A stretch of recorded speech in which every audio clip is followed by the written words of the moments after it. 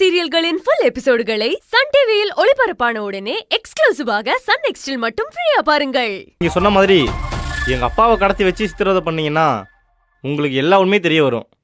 ஏய் ஜீவா, போதும். என்ன பேசிட்டு இருக்க? பெரியவங்களை அப்படிலாம் பேசக்கூடாது. என்ன அந்த அறிவு பேச கேட்டுட்டு நீ அவ்வளோ மாதிரியே பேச ஆரம்பிச்சிட்டியா? டேய், இதை கேட்ட உங்க அப்பா எவ்வளவு வருத்தப்படுவார் தெரியுமா? ஜீவா, உனக்கு ஒண்ணும் தெரியாது, சும்மா இரு. சும்மா தாலிய காணிக்க போட்டுட்டா மட்டும் ஈஸ்வரன் திருப்பி வந்துருவானா? நாம தான் நம்ம தாலிய காப்பாத்திக்கணும்.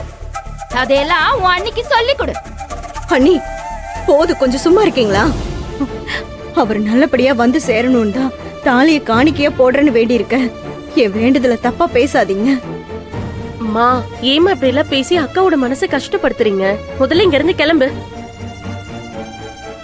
அக்கா, அவங்க கிடக்குறாங்க, விடுங்க. நீங்க அவங்க சொல்றதெல்லாம் பெருசா எடுத்துக்காதீங்க.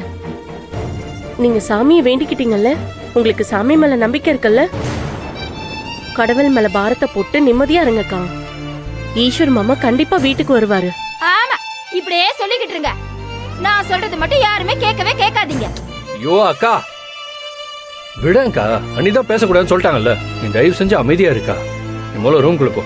போக்கா முதல்ல. அண்ணா சொல்லு. அக்கா நீ போக்கா. ஆமா, ஹால் அழுக்கு என்ன மட்டும் விரட்டிட்டே இருங்க.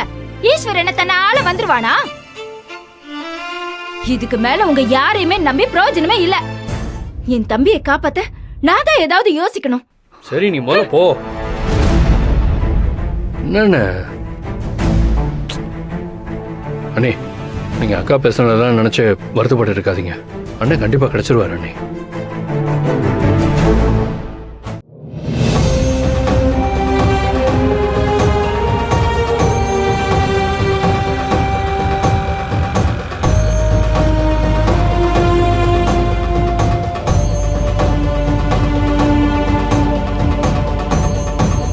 அம்மாடி,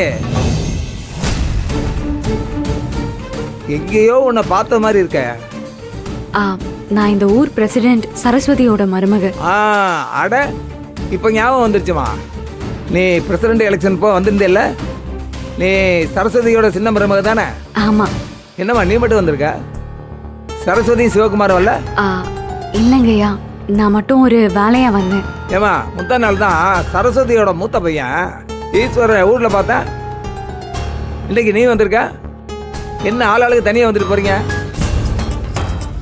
ஏமா, குடும்பத்தோட வந்து 10 நாள் ஊர்ல இருந்துட்டு போலாம்ல? ஐயா ஐயா, ஒரு நிமிஷம். ஈஸ்வர் மாமாவை பார்த்ததா சொன்னீங்கல்ல, எங்க பாத்தீங்க அவரு? அம்மா, நான் பக்கத்துல ஒரு வேலையா போயிருந்தேன்.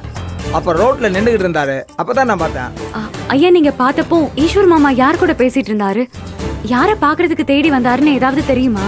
அது தெரியலையேம்மா. கேட்டதுக்கு யாரையோ பார்க்க வந்தேன்னு சொன்னாரு. வேற எந்த விவரமும் சொல்லையம்மா. சரிங்க ஐயா. அப்போ நாராயணமூர்த்தி மாமாவை இங்க எங்கேயாவது பாத்தீங்களா? அவரும் வந்திருந்தாரா? இல்லையம்மா, அவர் வரலையம்மா. அவரை பார்த்து ரொம்ப நாளாச்சுமா. என்னவா அப்படி கேள்வி மேல கேள்வி கேட்டுக்கிட்டு இருக்க? அவரு உங்க கூட ஊர்லான இருக்காரு? இல்ல, ஊருக்கு வந்திருந்தாரு, அதனாலதான் விசாரிச்சேன். சரி, அப்ப நான் வரேன். அப்புறமா சரஸ்வதி வெளியூர்ல இருந்தாலும் நம்ம ஊருக்கு தேவையானதெல்லாம் நேரத்துக்கு பண்ணிக்கிட்டு தான் இருக்காங்க. இருந்தாலும் அவங்க நேர்ல வர்ற மாதிரி இருக்குமா? சரஸ்வதி அம்மாவை நேர்ல ஒரு வாட்டி வந்துட்டு போய் சொல்லுமா. சரிங்க ஐயா, கண்டிப்பா. சரிம்மா, அப்ப நான் கிளம்பட்டுமா?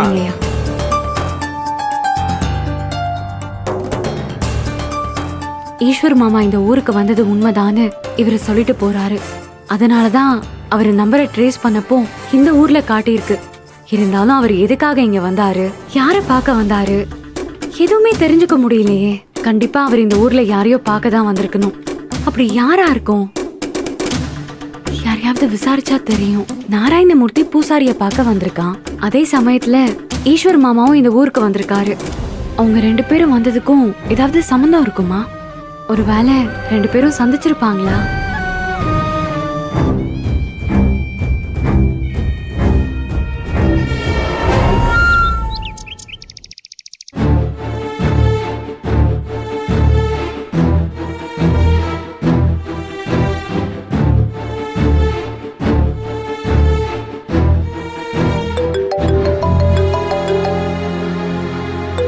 அருவிதா,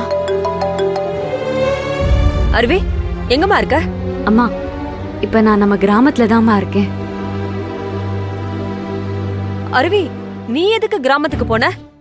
அந்த பூசாரிக்கு என்ன ஆச்சு, எதுக்காக வாக்குமூலம் கொடுக்காம ஓடி வந்தாருன்னு கேட்க தான் போனேன். அவரை மறுபடியும் எப்படியாவது கன்வின்ஸ் பண்ணி கூட்டிட்டு வரலாம் தான் நினைச்சேன். ஐயோ, ஆனா அவங்க பயப்படுறாங்கம்மா. அந்த நாராயணமூர்த்தி தான் அவரை மிரட்டி இருக்கணும். அவன் பேரை சொன்னாலே அவங்க பயப்படுறாங்க. நான் பாதுகாப்பு கொடுக்கறேன்னு கூட பேசி பார்த்துட்டேன். ஆனா அவர் ஒத்துக்கிறதாவே இல்லை. நாராயணமூர்த்தின்னு பேரை கூட வெளியே சொல்ல மாட்டேன். இனி அவரை நம்புறது வேஸ்ட்டுமா. ஷோ அருவி, அவங்க போனா போகட்டும், நீ முதல்ல கிளம்பி இங்க வா. இங்க பார், அங்க இருந்தா உனக்கு நாராயணமூர்த்தியால ஏதாவது ஆபத்து வந்தாலும் வரும். நீ உடனே கிளம்பி வா. வரேம்மா. அதுக்கு முன்னாடி ஈஸ்வர் மாமாவை பத்தி ஏதாவது தெரிஞ்சுக்கலான்னு முயற்சி பண்ணேன். ஆனா இங்க எந்த தகவலுமே கிடைக்கல. அவர் வந்ததை பார்த்திருக்காங்க, ஆனா எதுக்காக வந்தாங்க, யார பார்க்க வந்திருக்காங்கன்னு ஒண்ணுமே புரியல. ஏய்,